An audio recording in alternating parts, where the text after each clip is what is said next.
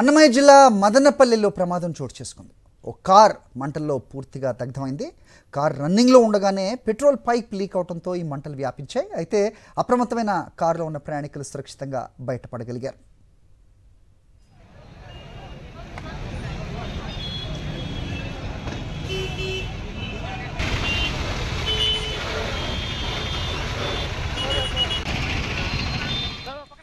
అన్నమయ్య జిల్లా మదనపల్లిలో జరిగింది ఘటన.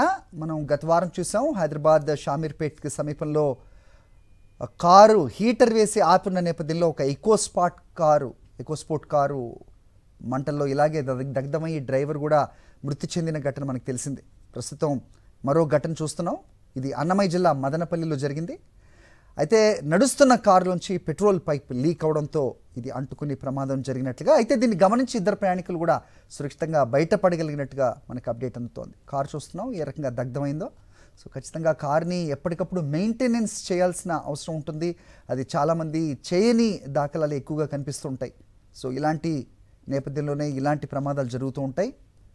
సో కార్ ఉంటే సరికాదు, దాన్ని మెయింటెనెన్స్ కూడా ఎప్పటికప్పుడు చేయాలి అనేది ఇలాంటి ఘటనలు మరోసారి గుర్తు చేస్తూ ఉంటాయి.